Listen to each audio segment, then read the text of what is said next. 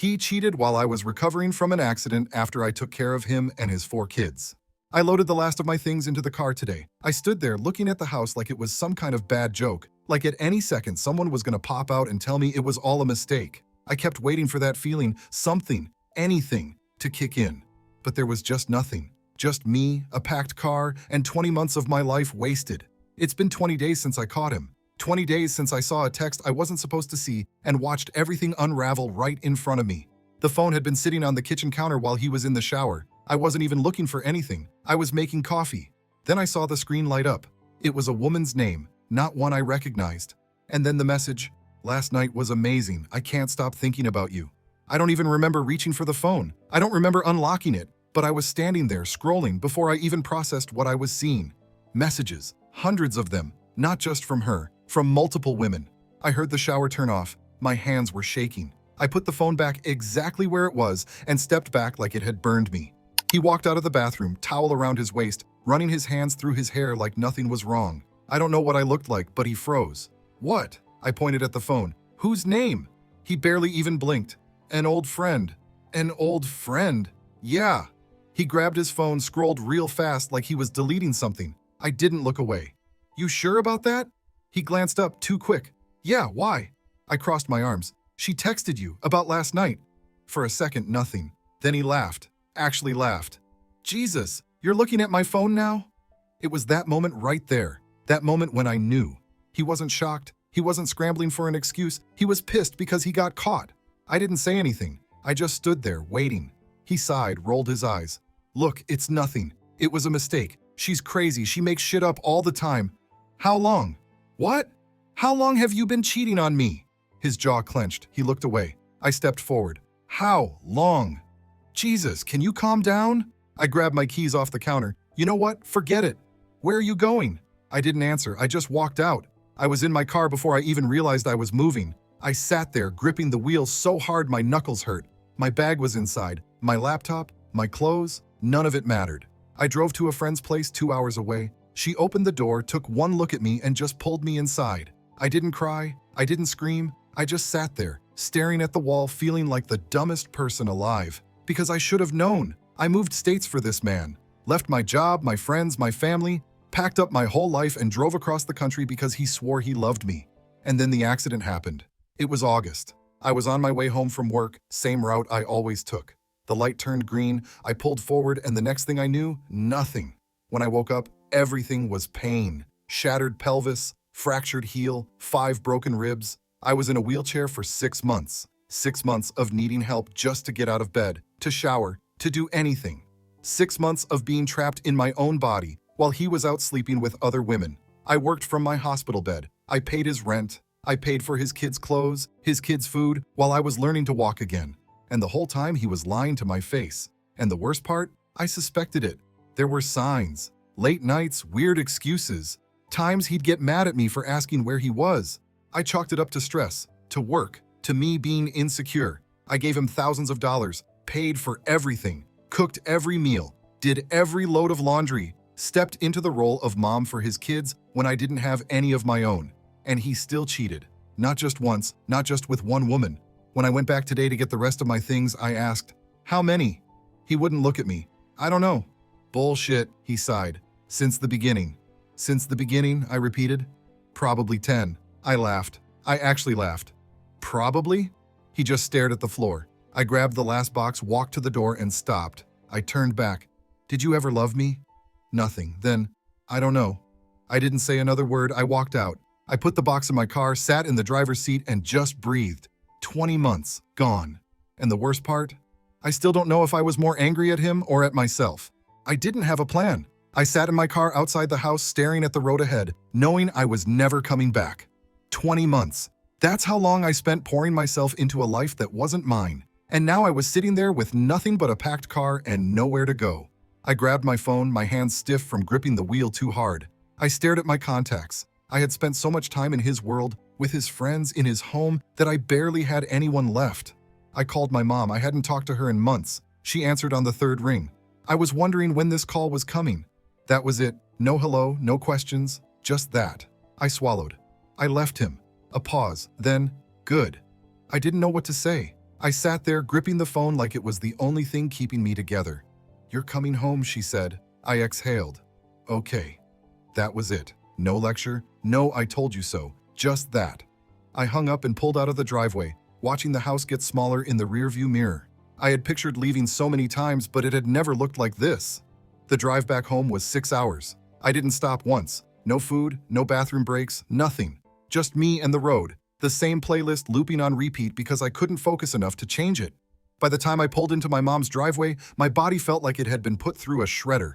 She was standing on the porch, arms crossed, watching me like she had been waiting for this moment since the day I left. I got out of the car. She didn't say anything, just opened the front door. Inside, my old room looked exactly the same. The same bed, the same posters on the wall, the same dresser that still had my old things inside. It was like I had never left, like she knew deep down I'd end up back here. I sat on the bed. The last time I had been in this room, I was packing to move in with him. I had been excited, so sure I was starting a new chapter. And now I was back sitting in the same spot, but this time I had nothing. I didn't unpack. I just lay there staring at the ceiling. Then my phone buzzed. I didn't check it right away. I already knew who it was. After a few minutes, I finally glanced at the screen. 3 missed calls, then a text. "Hey, I know you're upset, but can we talk?" I laughed. Actually laughed. I ignored it. A few hours later, another text came in. "Can you send me some money for groceries? The kids are hungry." I sat up so fast my head spun. Was he serious? I paid for everything while I was with him. I worked from my hospital bed to make sure his kids had food, clothes, everything they needed. And now, after everything, he had the nerve to ask me for money? I blocked his number. I thought that was it. I was so wrong.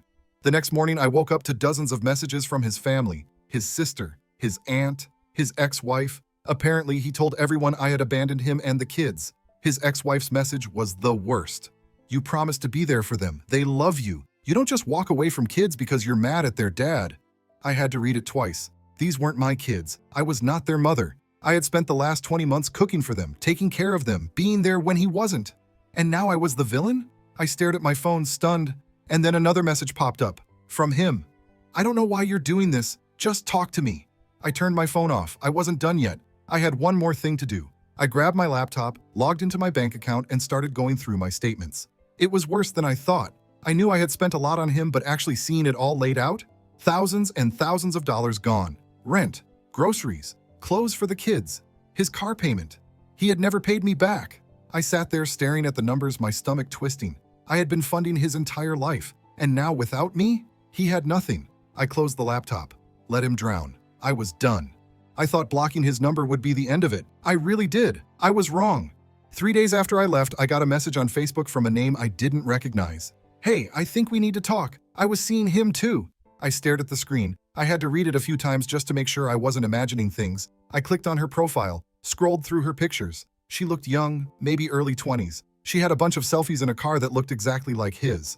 I sat up. I typed back, "Since when?" She responded almost instantly. "Last year, off and on, he told me he was single." I shut my laptop so fast the screen nearly cracked. This couldn't be happening. I walked out of my room, pacing the hallway. I had left him. I had packed my things. I had cut off all contact. That should have been it. But now I had this girl in my inbox telling me she had been sleeping with him while I was at home, cooking for his kids. I opened the laptop again. The message was still there. I typed, "Are you sure?" She sent a screenshot. It was him, texting her. "Hey babe, you coming over tonight?" The date? 2 weeks before I caught him. I shut my laptop again. I thought about ignoring it. I thought about just moving on. But I couldn't. Not after everything. I opened my messages and typed, "Do you know anyone else he was seeing?" She hesitated. Then, "I think there were more. I know of at least 2 other girls." 2 other girls. I ran my hands down my face. I grabbed my phone and scrolled through my contacts. I hesitated, then tapped on one. His ex-wife. We had never been close, but we had been civil. We had to be. I had helped raise her kids. I didn't know why I was doing it. Maybe part of me wanted confirmation. Maybe part of me wanted to warn her. I sent a message. "Hey, can we talk?" She read it immediately. "About what?" "Him." She didn't respond right away, then finally, "Call me." I walked outside before I could change my mind. I hit dial. She picked up on the first ring. "What did he do now?"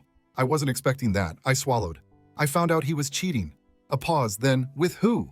"Multiple women." Silence. Then she exhaled. "Yeah, sounds about right." I gripped my phone. "You knew?" "Of course I knew," she said. Why do you think we got divorced? I stared at the sky. You were with him for what, 2 years? She asked. 20 months. She laughed, but it wasn't happy. Then you got off easy. I didn't say anything. I was married to him for 7 years, she said. He cheated the whole time. Every time I caught him, he swore he'd stop. Then a few months later, there'd be another woman, another lie, another excuse. I leaned against the porch railing. How many women? I asked. She sighed. I stopped counting after 15. 15. I closed my eyes. Listen, she said, I'm going to be honest with you. I used to be mad at you. When you got with him, I thought, she's young, she's dumb, she thinks he's different now. But you weren't the problem. He's the problem. He's always been the problem. I opened my mouth, then closed it. Do yourself a favor, she said. Don't waste time trying to figure it out. Just get as far away from him as you can. I already left, I said. Good. I don't know how long we talked after that, but when I hung up, I felt something settle in my chest. This wasn't about me. He had always been like this. And now he was going to pay. I was in the kitchen when my mom looked out the window and stiffened. He's here. I turned around so fast I nearly knocked over my drink. What? She nodded toward the driveway. I walked to the window and looked outside. He was standing there, hands in his pockets, like he belonged there. I grabbed the door handle, ready to go outside and rip into him, but my mom grabbed my wrist. Do not let him in this house. I looked at her. He wants something, she said. He wouldn't be here otherwise. I exhaled and opened the door. He turned when he heard it. I stepped onto the porch and crossed my arms. What do you want? He looked tired. Dark circles, wrinkled shirt, hair messy like he hadn't showered. I waited for the part where I would care. It didn't come. I messed up, he said. I didn't say anything. I didn't mean for it to happen like this. I leaned against the railing. Didn't mean for what to happen? He looked away. I tilted my head. You didn't mean to cheat? Didn't mean to lie for almost 2 years? Didn't mean to use me for my money while you were out screwing every woman in a 10-mile radius? His jaw tightened. I stepped closer. You came all this way. Say what you actually came here to say. He let out a breath. I need help. I blinked. He ran a hand down his face. I don't know what to do. The kids... No. He looked up. I shook my head. You don't get to do that. You don't get to use them to get to me. It's not like that. Really? I crossed my arms. Then why are you here? Because it's definitely not for an apology. You don't care that you cheated. You care that I left. His mouth opened. Nothing came out. I laughed. Wow, that's actually the first honest thing you've done. He stepped closer. Can we just talk? I shook my head. There's nothing left to say. I don't know what to do, he said again. I looked him up and down. Figure it out. I turned around, walked back inside, and shut the door. He stood in the driveway for a while. I could hear him pacing. Then his car door slammed, and he was gone. My mom walked into the kitchen. Don't be surprised when he comes back. I sat down at the table. I know. And I was right. Because that was only the beginning. Blocking his number wasn't enough. Neither was ignoring the messages from his family. Because when a man like him starts losing control, he doesn't go quiet. He gets desperate. And desperate men do stupid things. It started small. A text from a friend I hadn't talked to in a while. Hey, just checking in. I heard some stuff and wanted to make sure you're okay. I frowned. What stuff? They hesitated. He's telling people you stole from him. I nearly dropped my phone. I typed, what? They sent a screenshot, a Facebook post, his Facebook. Long, dramatic, full of lies. Talking about how he opened his home to me. How he gave me everything. How I took advantage of his kindness and walked away with thousands of dollars that wasn't mine. I felt like I was going to be sick. He was flipping the story. He was making it sound like I was the user. I threw my phone onto the bed and stormed out of my room. My mom was on the couch watching TV. She looked up. What's wrong? I was already grabbing my shoes. I need air. She sat up. What happened? I told her. She listened, arms crossed. When I finished, she exhaled. Are you surprised? I didn't answer. That's what people like him do, she said. They don't lose quietly. They drag everyone down with them. I grabbed my keys. She watched me. Where are you going? I need to think. I walked out. I didn't go far, just drove around town, letting my brain catch up to everything. I pulled into a gas station, sat there for a while, then my phone rang. I almost didn't check, but something told me to look. It was his ex-wife. I stared at the screen, then I answered. She didn't waste time. Did you see what he's saying? Yeah. She let out a breath. You need to shut it down, fast. I rubbed my temple. How? People believe him. She sounded pissed. I've seen the comments. They're eating it up. Poor single dad, abandoned by his selfish ex-girlfriend. It's disgusting. I gritted my teeth. He did this to me too, she said. When we got divorced, he told everyone I cheated. Said I was a terrible mom. You know what happened? I waited. People believed him. I gripped the steering wheel. What do I do? Expose him, she said. Hard. I leaned back in my seat. She kept talking. You have proof. The texts. The money you sent him, the other women, use it. I exhaled. I don't know if I want to that. Then let him keep winning, she snapped. Your choice. Silence. Then she softened. Listen, I know this sucks, but if you let him control the story, you'll never shake it. I closed my eyes. Think about it, she said. She hung up. I sat there staring at my phone. Then I opened my camera roll. I didn't post everything, just enough. A few screenshots, bank transfers, a message from one of the women he cheated with. Then I wrote, "You want to tell lies? Here's the truth." I hit post. It blew up in minutes. People turned on him so fast it gave me whiplash. His post? Deleted. His comments? Full of people calling him out. His ex-wife? Cheering me on from the sidelines. And him? He went silent. I knew that wouldn't last. And I was right. Because that night he showed up. It was late. The house was dark. My mom was asleep. I was in bed scrolling through my phone watching the comments rip him apart. Then I heard it. A car pulling up. I sat up, listened. A door shut. Then footsteps. I got out of bed and went to the window. He was standing in the driveway. I grabbed my phone, walked to the front door, and locked it. Then I waited. A knock. I didn't move. Another knock. Then his voice. "I know you're in there." I stayed quiet. He knocked again, harder. "We need to talk." No, we didn't. I picked up my phone and typed out a text to his ex-wife. "He's here." 3 dots appeared immediately. Her. "Call the cops." I hesitated. Another knock. "Come on, just open the door." I turned and walked away. His voice followed me. "You think this is funny? Making me look bad?" I kept walking. His voice got louder. "You think you won?" I grabbed my mom's phone off the counter and called her work. The line rang twice before someone picked up. "Hey, this is Mom's name's daughter. I need to talk to her. It's an emergency." A pause, then, "Hang on." A few seconds later, my mom's voice. "What's wrong?" I exhaled. "He's here." Silence. Then, "I'm on my way." The line went dead. I put the phone down. The knocking stopped. I listened. Nothing. I peeked out the window. His car was gone. I let out a breath and sat down. The aftermath. My mom came home 20 minutes later, walked in, looked around, then sat across from me at the table. "What did he want?" I shook my head. "To talk." She scoffed. "That's what phones are for." I didn't answer. She leaned back. "You calling the cops if he comes back?" I thought about it, then nodded. "Good." She stood up. "I'm making coffee." That was it. That was the last time he ever showed up. But the fallout, that lasted weeks. His family cut him off. His ex-wife got full custody. He lost his job. And me? I moved out. Got my own place. A job I actually liked. I was finally free. And him? Last I heard, he was living in his car. And I never looked back. Thanks for watching. If you liked the story, hit subscribe. See you in the next one.